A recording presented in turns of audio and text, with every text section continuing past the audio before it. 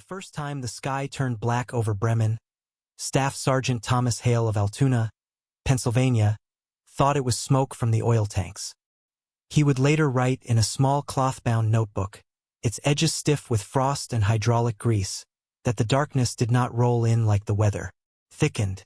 It gathered weight. It pressed downward as if the air itself had become iron. He was 23 years old, a waist gunner aboard a B-17 Flying Fortress flying in the 1st Air Division of the 8th Air Force, and by the winter of 1943 he had already learned the difference between fear and recognition. Fear came before a mission. Recognition came when you understood you were already inside it. That morning over northern Germany, recognition arrived first. The formation had crossed the Dutch coast at altitude, contrails stretching white and fragile behind hundreds of bombers in disciplined rows. From the ground, it must have looked like geometry, precise American industrial. From inside the aircraft, it felt like vibration and noise and metal fatigue. Hale's world existed between aluminum skin and sky. The waist windows were open despite the temperature, because the guns could not be trusted to fire through frost. At 25,000 feet, the cold was not simply cold. It was invasive. It reached through wool and leather and muscle. The slipstream clawed at his oxygen mask and tugged at his gloves until his fingers felt carved from wood. He remembered the smell most vividly. Oil, cordite residue from previous sorties, hot wiring, sweat frozen into canvas. And beneath it all, something metallic and faintly sweet, the scent of heated aluminum under stress. The pilot's voice came through the intercom in clipped fragments, steady but tight. The bomb ran in 12 minutes. Maintain formation. Watch your sectors. Hale turned his head and saw the first bursts of flak bloom beneath them. Small black flowers at first, delicate against the pale winter sky. Then more. Then dozens. The German anti-aircraft batteries around Bremen had been waiting. The city was not just another industrial target. It was a linchpin. Shipyards along the Weser River. Submarine pens reinforced with concrete thick enough to defy ordinary bomb loads. Factories that fed steel into the Reich's machinery. Bremen mattered. And the Germans understood that if the Americans came in daylight, they would pay for every mile. The black flowers thickened into walls. Flak was not fire in the conventional sense. It was mathematics weaponized. Shells timed to detonate at precise altitudes. Steel fragments traveling faster than thought. Hale watched as the sky around the formation became textured.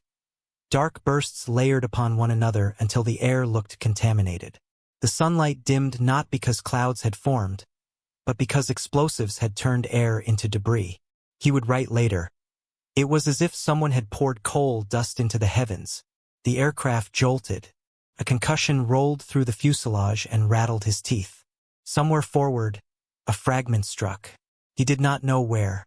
He did not need to. He gripped the twin .50 caliber Brownings and scanned his ARC German fighters would follow the flak. They always did. The Luftwaffe preferred to let artillery tear holes in formations before sending in Messerschmitts and Focke-Wulfs to finish off the wounded. Inside the B-17 no one shouted. Training held them together. Hale felt the aircraft shudder again. Closer this time. Shards of something clanged against the interior wall. He thought briefly of Altoona, of rail yards and smokestacks, of his father's hands stained black from years on the line. He had grown up watching steel shaped into motion.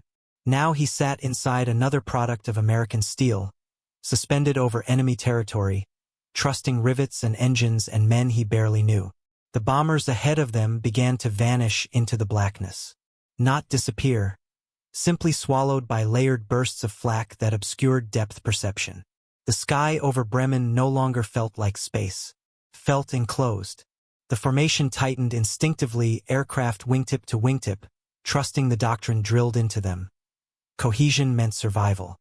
Lone bombers died. A burst detonated just off their right wing. The aircraft dropped several feet before the pilot corrected. Hale's headset crackled with a voice he recognized. The ball turret gunner reporting hydraulic pressure fluctuations. Calm. Clinical. The language of systems failing in increments. Another explosion. Another tremor. The waist compartment filled briefly with a metallic haze. powdered insulation shaken loose from somewhere above. He saw it then. A B-17 in the adjacent squadron took a direct hit. The explosion did not resemble cinema. There was no dramatic fireball. Instead, the aircraft simply ruptured, its midsection torn open as if by invisible claws. Men fell. Small, dark shapes against a sky that had already turned black. Parachutes did not open in time.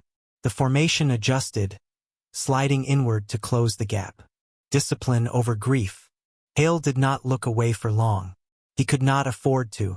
His sector demanded attention. The Germans understood angles. They would approach from sun glare, from blind spots, from any direction not covered by overlapping fire. The first fighters appeared as silhouettes slicing through flak. Long noses, yellow markings. They came head-on, cannons flashing. He fired without thinking. The Brownings bucked in rhythm, empty casings spinning past his boots and vanishing into the slipstream. Tracer rounds stitched orange lines through the darkness. One German fighter rolled away trailing smoke. Another continued, closing distance until Hale could see the pilot's helmeted head. The fighter's guns flashed. Plexiglass exploded inward beside him, fragments slicing through his sleeve. He did not feel pain. Not yet. The sky had fully turned. Smoke from ruptured aircraft mixed with flak residue and engine exhaust until the air above Bremen resembled industrial fog. Visibility collapsed into yards rather than miles. Bombers flew through turbulence created not by weather but by destruction. Hale's world shrank to vibration, recoil, breath measured through rubber and oxygen. He would later write that in that moment, suspended inside blackened sky, he understood something fundamental. The war had become industrial in the truest sense. Not just factories and assembly lines, but destruction produced at scale. The Germans had turned air into shrapnel. The Americans had turned aluminum into armadas. Bremen was where those systems collided. The bombardier's voice cut through the intercom. Bomb bay doors open. The aircraft shifted as drag increased. Hale felt the cold deepen. For a few seconds, the guns were irrelevant. Now it was altitude, speed, and timing. Below them, unseen through smoke and flak, lay shipyards and submarine pens and rail spurs feeding war deeper into Europe. Bombs away. The B-17 lurched upward, lighter by thousands of pounds. The formation banked slightly, beginning the long, exposed turn away from target. This was the most dangerous phase. Predictable trajectory. Slower speed. Fighters would press hardest now. Hale kept firing. The sky over Bremen remained black long after the bombs fell. And in his notebook, weeks later, when the adrenaline had drained and the frostbite in his fingers had begun to ache in warmer air, he wrote a single line beneath that day's entry. The sky did not darken because of the weather. It darkened because we decided it must. The darkness over Bremen did not lift when the bombs fell. If anything, it thickened, as though the sky resented what had just passed through it. Hale would later describe the outbound leg as more terrifying than the approach, because on the way in there was still purpose ahead. On the way out, there was only survival. The formation had done its work. Now it had to endure the consequence of it. German gunners recalibrated. Fighter squadrons adjusted angles. The industrial heart below them had not been silenced. It had been provoked. The B-17 shuddered again, more violently this time. A sharp metallic crack rang through the fuselage, followed by the sudden howl of altered airflow. Hale smelled it immediately. Burning insulation. Not flame yet, just heat where it did not belong. He twisted at the waist and saw a thin gray ribbon curling from somewhere near the radio compartment. The intercom crackled with overlapping voices, engine 2 fluctuating, hydraulics reading erratic, tail gunner reporting limited traverse on his right arc. There is a particular stillness that descends inside a damaged aircraft at altitude. It is not quiet. Engines still roar, guns still hammer, but something in the human rhythm shifts. Movements become deliberate. Words shrink. Every man begins calculating his own probability without admitting it. Hale adjusted his gloves, flexed fingers that no longer felt attached to him, and kept scanning his sector. German fighters were regrouping. They came from below this time. A formation of Focke-Wulf 190s rose through the thinning smoke at an angle designed to exploit the bomber's blind cones. Hale pivoted, braced, and fired short, controlled bursts. He had learned that panic emptied ammunition faster than courage.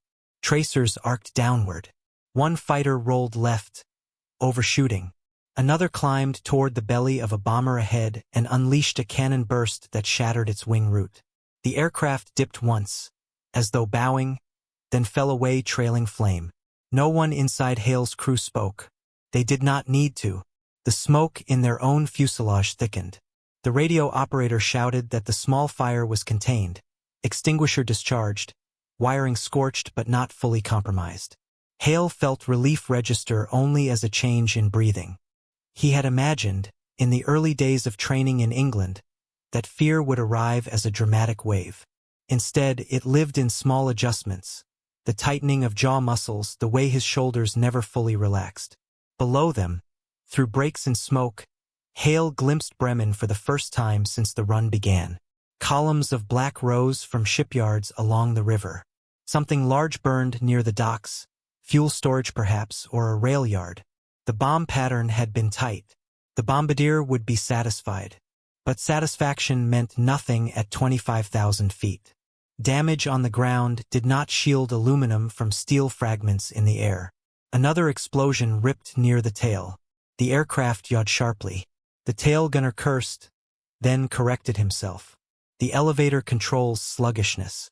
Hale felt the subtle imbalance through his boots. They were no longer flying inside perfect formation geometry. They were flying inside compromise. The German fighters pressed closer now, emboldened by damaged bombers drifting from the group. Hale saw one peel off toward a crippled aircraft trailing fuel vapor. The Luftwaffe pilot did not fire immediately. He positioned carefully, conserving ammunition. Then a single burst. The American bomber ignited in full flame.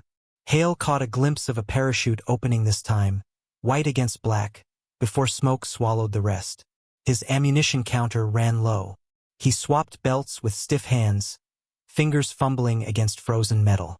A casing bounced against his cheek and lodged briefly against his oxygen mask before tumbling away. He tasted copper and realized he had bitten his lip without noticing.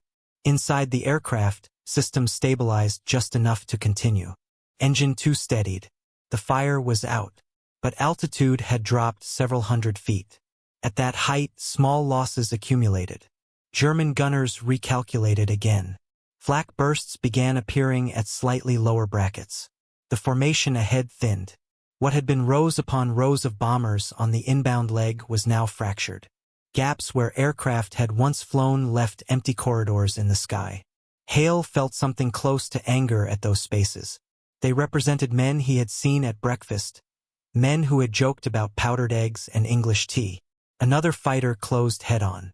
This one came through flak like a blade through fabric, cannons firing in disciplined bursts. Hale and the top turret gunner converged fire, their tracers crossing. The German aircraft shuddered, dipped, and rolled away trailing smoke but did not fall. It vanished into the black haze below, fate unresolved. Time stretched. Minutes over target felt like hours.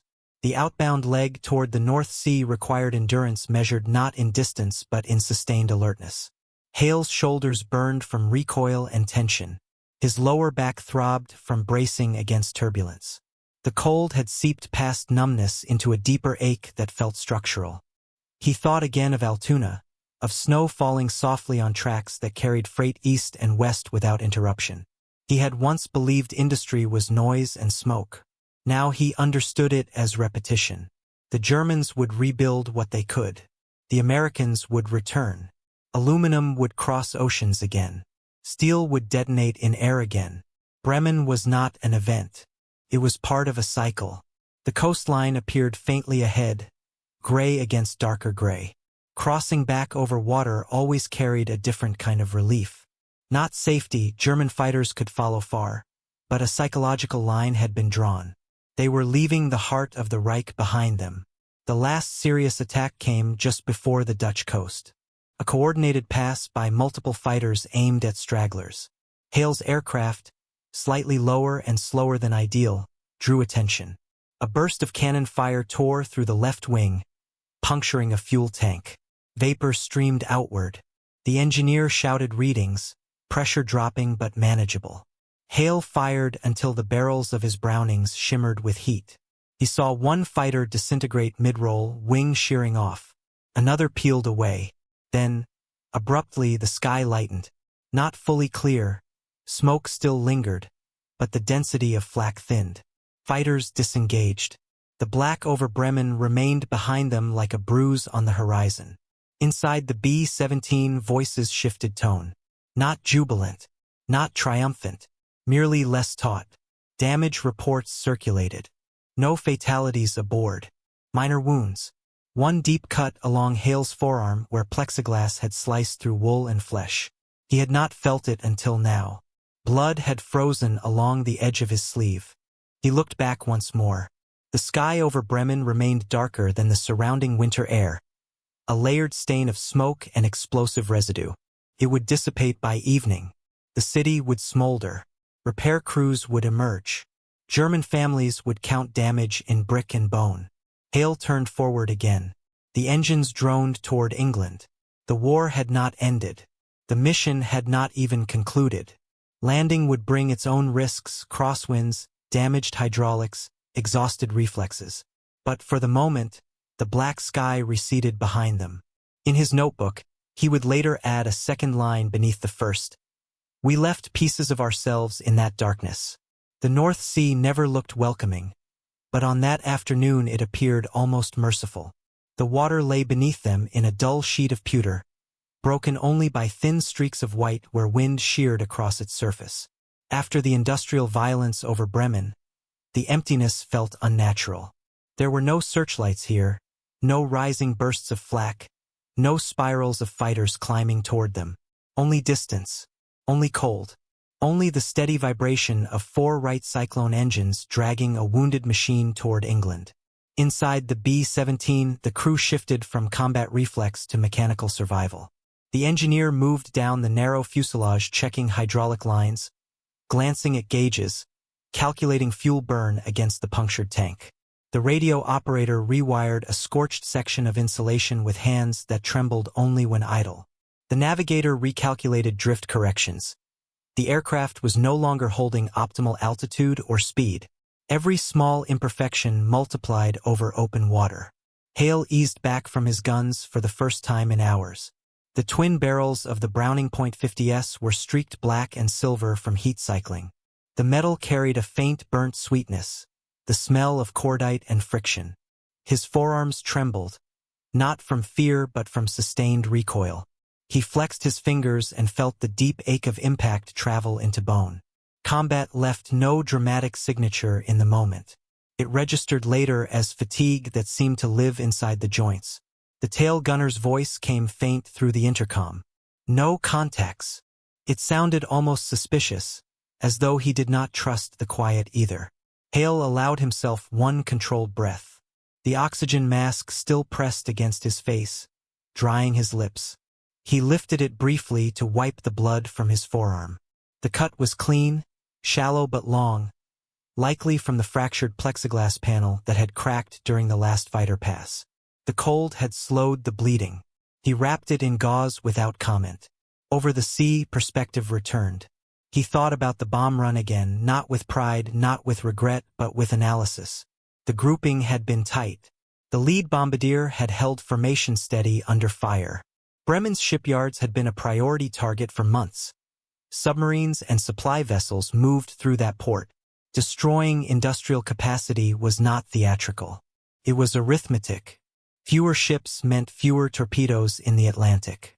Fewer torpedoes meant more convoys reaching Britain. Hale had come to understand the war as a chain of logistical equations, each solved through steel. And yet, the blackness he had seen over the city lingered in his mind differently than previous missions. It had not been merely smoke. It had been density, a concentration of destruction so complete that daylight struggled against it. He wondered how it looked from the ground. Did German civilians stare upward as the sky dimmed?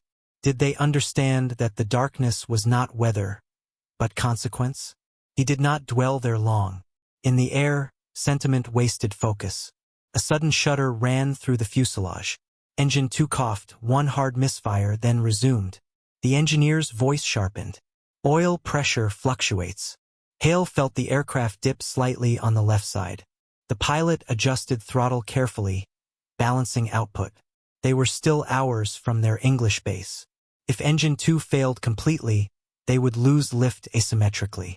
Over water, that meant ditching. Survival odds in the North Sea in winter were thin. The crew did not panic. They recalibrated. Hale rotated briefly with the top turret gunner, giving each other moments to stretch cramped muscles. When he settled back into position, the horizon ahead had shifted tone. A faint brightness, subtle but real, cut through the gray. England lay somewhere beyond that line. The radio operator began picking up friendlier signals. Recognition codes. Brief bursts of RAF chatter. The pilot acknowledged with clipped replies. Each voice carried exhaustion masked by discipline. Hale glanced at the formation remnants. Where there had once been dozens of bombers, now perhaps half remained within visual range. Some trailed faint smoke. Others flew lower, lagging. The empty spaces between them felt accusatory. He remembered one aircraft in particular, the bomber that had bowed midair and dropped away in flame. He had known no names from that crew, but he had seen their machine often in formation. Painted nose art, something humorous, incongruous against the seriousness of the task. He tried to recall it now but could not. Memory sometimes protects itself by blurring. The English coast emerged slowly, like a promise kept reluctantly. Pale cliffs, a thin, wavering line of land that grew into fields and roads and airstrips hidden behind camouflage netting. Hale felt something loosen in his chest. Not relief exactly, but a temporary suspension of inevitability. Landing would test them differently. The pilot lowered the flaps cautiously. Hydraulic pressure remained borderline but sufficient. The punctured fuel tank had stabilized. Enough remained to reach base. Engine 2 held, though unevenly. The runway approached, long, straight, framed by dispersal huts and ground crews waiting in parkas against the wind. Hale secured his guns, locking them into safe positions. His arms felt heavier now than during combat. Adrenaline drained quickly once purpose shifted. The touchdown was rough. The damaged hydraulic system made braking unpredictable. The aircraft veered slightly before correcting. Tires screeched against frozen tarmac. Finally, the B-17 rolled to a halt in a plume of exhaust and cold air. Silence inside the fuselage was immediate and strange. Engines wound down. Vibrations ceased. The absence of mechanical noise felt louder than flak. Ground crew swarmed the aircraft, shouting questions up toward the cockpit. Hale unlatched his harness slowly, standing on legs that felt borrowed. When he stepped onto the ladder and descended to the runway, the cold hit differently. Damp, English, almost gentle compared to altitude. He looked back at the aircraft. The left wing bore jagged holes. The fuselage skin was punctured in multiple places. Plexiglass in the nose had spidered outward from impact points. Black streaks ran along the belly where fire had licked and died. The B-17 had returned, but not untouched. Intelligence officers waited near the dispersal hut. Debrief would begin immediately. Flak concentrations, fighter tactics, bomb pattern accuracy. Hale knew the routine. He would describe the sky turning black. He would estimate burst density. He would note the timing of fighter waves. His words would become data, stripped of sensation. But in his notebook later that night, he would write differently. He would describe the smell of burning insulation, the weight of the guns, the way the darkness over Bremen felt almost solid. He would note the silence over the sea and the fragile mercy of the coastline. He would not write about fear. He would write about repetition, because he understood something now that he had not during training in Pennsylvania. The black sky over Bremen was not a single moment of terror. It was a symbol of scale. Industry against industry. Nation against nation. Smoke rising not just from factories, but from systems colliding. He sat on a wooden crate outside the dispersal hut while mechanics examined the aircraft. Other crews moved nearby, some silent, some talking too quickly. An ambulance idled near the far runway. Not every bomber had returned intact. Hale touched the edge of his bandaged forearm and felt the dull pulse beneath. He was alive. So were the men who had flown beside him. For today that was enough. But the sky over Germany would darken again. And he would return to it. Debrief began before the engine metal had fully cooled. Inside the low-timbered hut near the dispersal line, maps covered every wall. Europe pinned with colored string, grease pencil arcs, bomb pattern overlays, flak density circles drawn in black and red. A long wooden table ran down the center of the room. Intelligence officers sat at one end, sleeves rolled, pencils sharpened, expressions clinical. They were not interested in fear or heroics. They wanted altitude, timing, bearing, enemy strength, deviation. Hale sat with his crew, helmet resting beside his boots, oxygen mask draped loosely around his neck. Steam still lifted faintly from his flight jacket as his body adjusted from high-altitude cold to English damp. His hands felt oddly detached from him, as if the guns had never quite released their grip. "Time over target?" the intelligence captain asked. 1400 hours, the pilot answered. "Flak concentration? Severe. Heaviest at initial point. Box barrage from the west side of yards. Burst altitude matched us within 200 feet. The captain nodded without emotion and marked it on the map. Another officer circled Bremen in red and wrote a number beside it. Numbers accumulated faster than stories. When it came to Hale, he described what he saw from the waist position. Fighters came in low, climbed through smoke. FW-190s. 3 passes starboard. 1 direct approach from the rear. Heavy cannon. Likely 20 millimeters. 1 Me-109 high cover but didn't engage close. Estimated number? Hard to say through smoke. 6 confirmed in close contact. Possibly more outside formation. The pencil scratched. More red arcs. And visibility? The captain asked. Hale hesitated only a fraction. Poor. Smoke thickened after the first wave. By the second pass, the sky was nearly black over yards. The officer glanced up briefly at that phrasing. Nearly black. Yes, sir. He did not elaborate.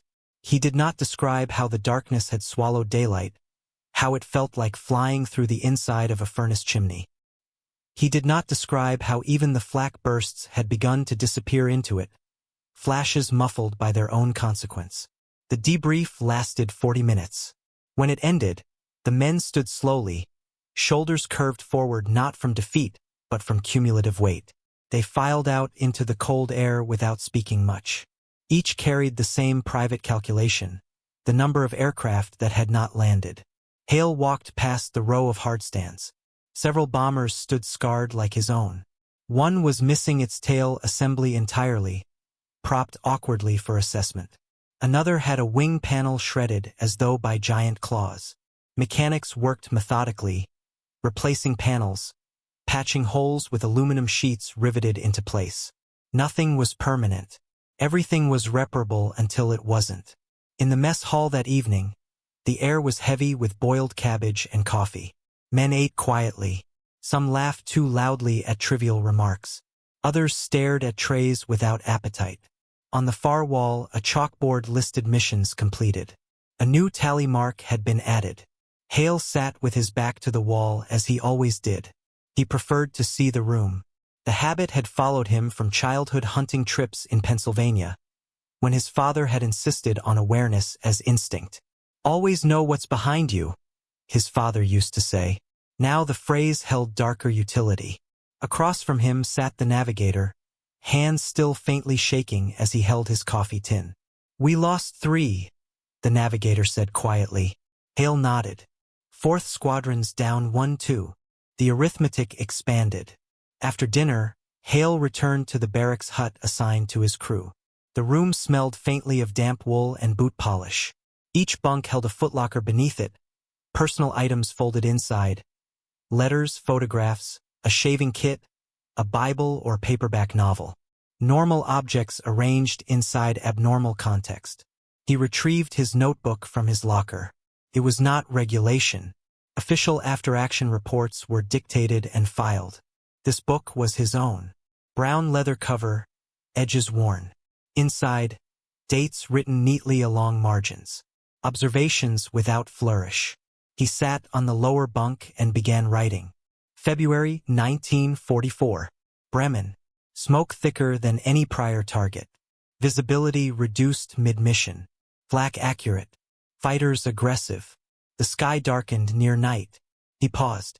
The words felt insufficient. He continued. Industrial damage appears significant. Shipyard structures impacted directly. Fires visible across the eastern quadrant. Enemy resistance concentrated but not disorganized. Again insufficient. He stopped pretending he was writing for posterity and wrote for himself. The sky did not fade, it collapsed. The sun disappeared into man-made weather. It felt like flying into a tunnel built from smoke. Noise constant. Guns are hot. Smell of burned wiring. Thought briefly that this is what extinction might look like if scaled upward. He stared at that last line. Extinction. He did not cross it out. Outside, wind moved through the airfield, rattling loose tin along a storage shed. Somewhere in the distance, an engine coughed to life. Another bomber repositioning for maintenance. Hale closed the notebook and lay back on the bunk, boots still on. Sleep would not come quickly. Missions imprinted themselves first. The mind replayed bursts of flak in unpredictable order. The sudden bloom of cannon fire. The aircraft that fell away in flames. He saw again the black sky over Bremen. He thought of the men below, German workers, dockhands, naval crews, clerks in offices adjacent to the yards. Did they run when the sirens began? Did they look up at the incoming formations and measure their odds? Did they also feel the sky collapse? The war at altitude created distance that ground soldiers never possessed. He had never seen a German face close enough to recognize fear. Only aircraft silhouettes, mechanical and impersonal. And yet the destruction was intimate in consequence. He rolled onto his side and stared at the thin wooden wall beside his bunk. The grain in the timber traced irregular lines like rivers on a map. He imagined Germany beneath that black sky, cities arranged like coordinates on those intelligence maps, each one destined to darken. He understood something now with greater clarity. What they were doing over Bremen was not tactical harassment. It was systematic dismantling. Steel against steel. Production lines turned into ash. The sky itself weaponized. And it would not stop. The next target would come within days. Perhaps Hamburg. Perhaps Leipzig. Perhaps Berlin itself. Each mission is a repetition of the same pattern. Climb, cross the sea, penetrate flak, endure fighters, release bombs, escape if possible. He turned back onto his back and closed his eyes. In the dark behind his eyelids, the sky was still black. 3 days later, they were back in the air. The mission board in the operations hut had revealed the next target at dawn. Hamburg. The word had carried weight even before the briefing began. Hamburg was not merely a city. It was Germany's second largest port, a naval artery, a shipbuilding center, a warehouse of fuel, machinery, and men. It was also a symbol. The previous summer, the British had burned it in firestorms so intense that entire neighborhoods had liquefied. Now the Americans would return to it in daylight.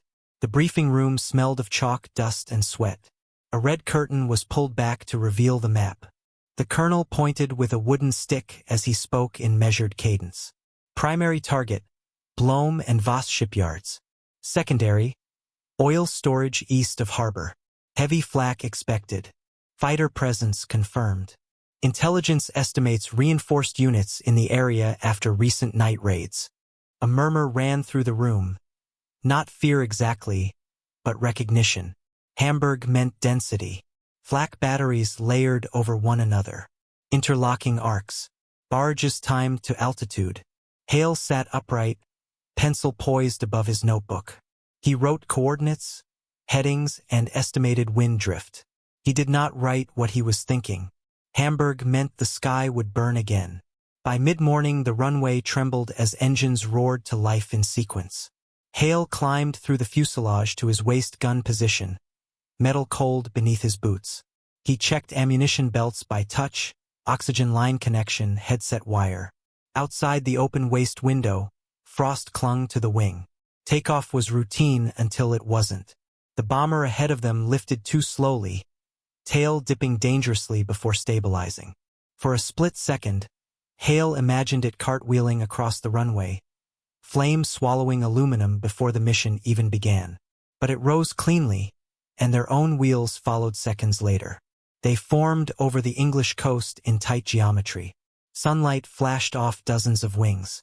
It was almost beautiful in abstraction.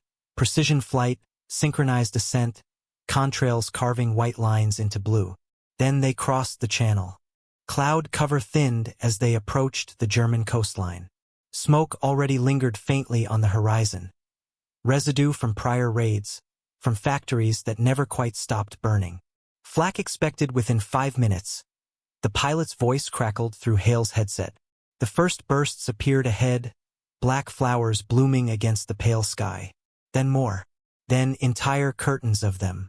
Hamburg's defenses were not tentative. They were layered like armor. The aircraft jolted as the first shockwave struck. Not a direct hit, but close enough to rattle ribs and teeth. Hale braced his boots and leaned into the gun. Through his sight, he saw the harbor unfolding below. Ships moored along piers, cranes frozen in silhouette, rail lines feeding warehouses like veins. Then the smoke began again.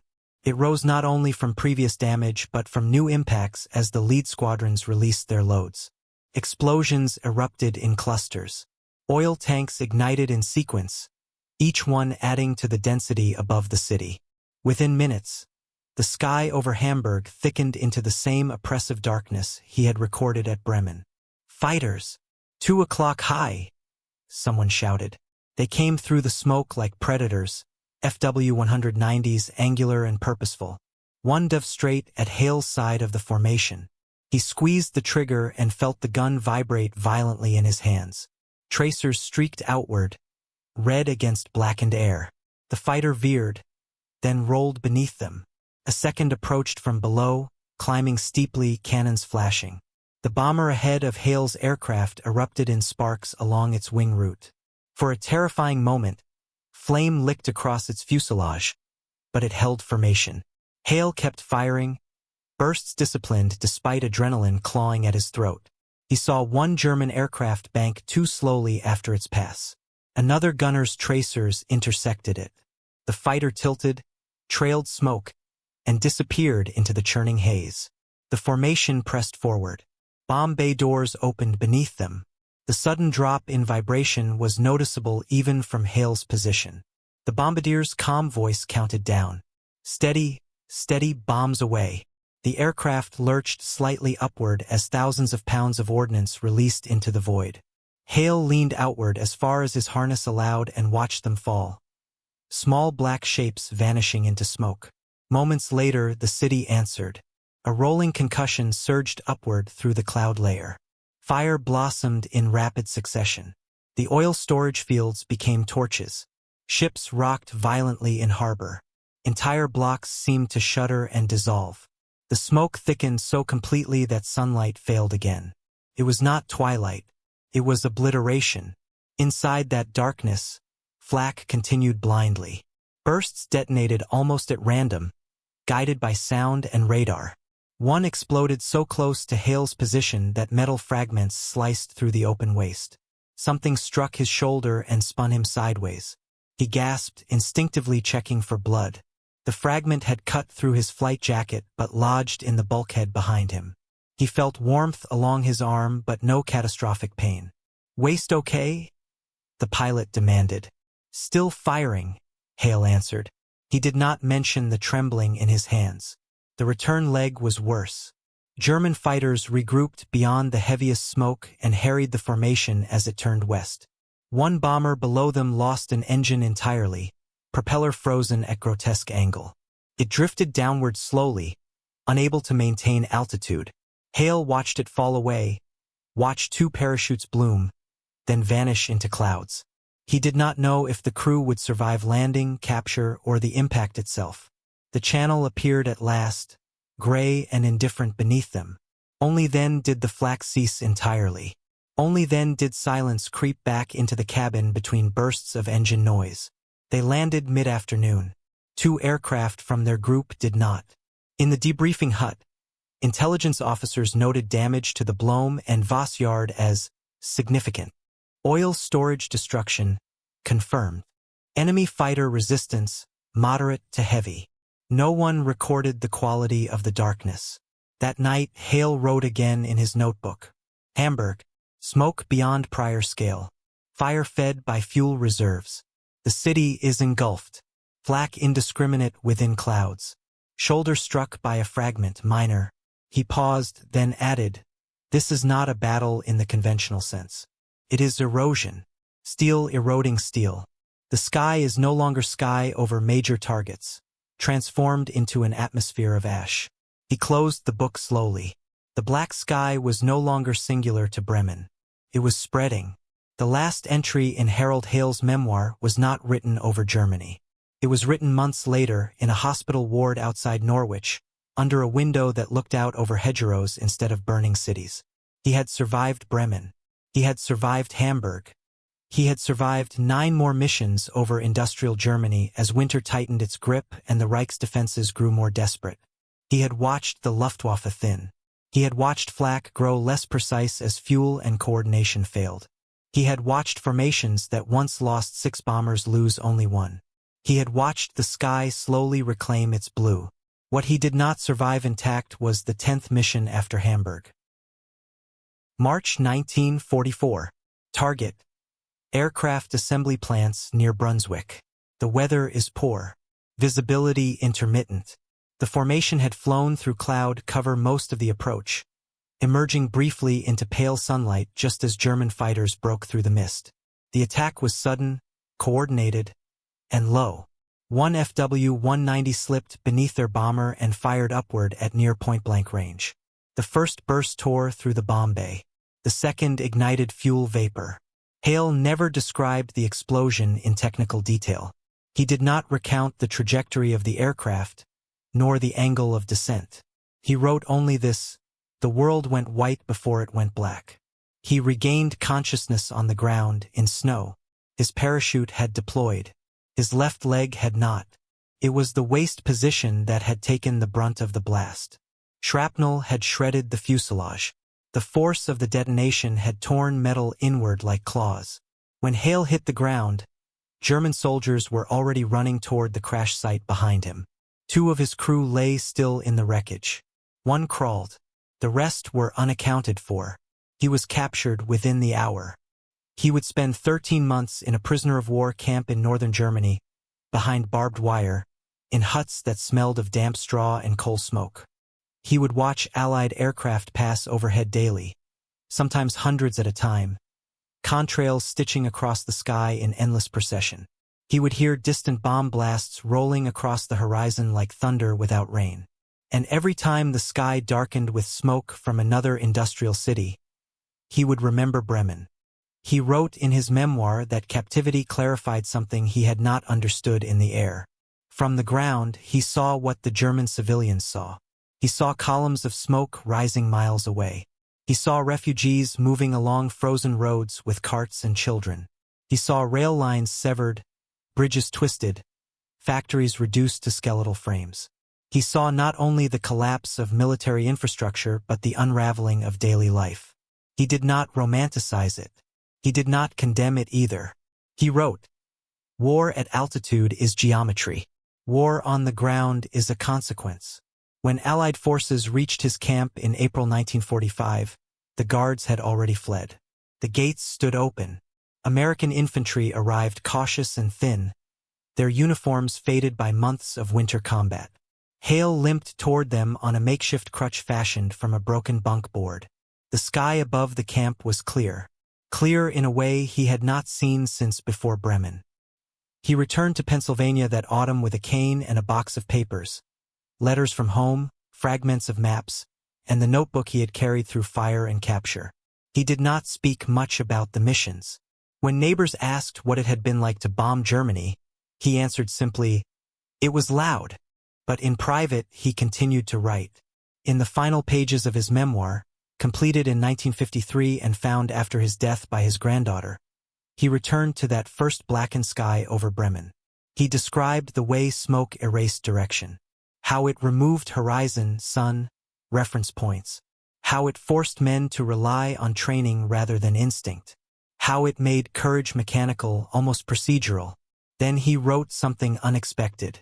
The sky turned black that day not only because factories burned. It turned black because industry met industry at full force. The Germans had built a war machine with steel and discipline. We answered with more steel, more machines, more repetition. The sky was the place where that equation became visible. He did not frame it as triumph. He framed it as inevitability. Once the factories began running without pause, he wrote, the outcome was arithmetic. By 1944, American industry was producing aircraft faster than Germany could replace them. Bomber crews were rotating through missions in numbers that would have seemed impossible in 1942. Radar improved. Fighter escorts extended range. The daylight sky over Germany became less a contested space and more a conveyor belt of destruction. Bremen was not the decisive blow. Nor was Hamburg. Nor Brunswick. It was the accumulation. Sortie after sortie. Contrail after contrail. Factory after factory. The sky did not turn black once. It turned black repeatedly, methodically, until the Reich's capacity to fight at scale collapsed under its own smoke. Harold Hale never called himself a hero. He never described the gun in his hands as anything but equipment. He never wrote about killing. He wrote about patterns, about logistics, about the feeling of altitude and vibration and metal trembling under stress. He understood, perhaps more clearly than most, that what broke German morale in 1944 was not a single squadron or a single battle. It was the realization that the darkness would return tomorrow. And the day after that. And the day after that. The sky over Bremen was not merely a battlefield. It was a forecast. When Hale died in 1988, his memoir remained unpublished. It did not contain soaring speeches or cinematic bravado. It contained coordinates, temperatures, mechanical observations, and quiet reflections on smoke. Yet within those pages lies one of the clearest human records of industrial war ever written, not from a general's desk or a statesman's podium, but from a waist gun position at 25,000 feet. The found memoirs of a Pennsylvania gunner do not glorify the sky turning black over Bremen. They explain it. And in explaining it, they reveal the deeper truth of the air war over Europe. The darkness was never accidental. It was engineered.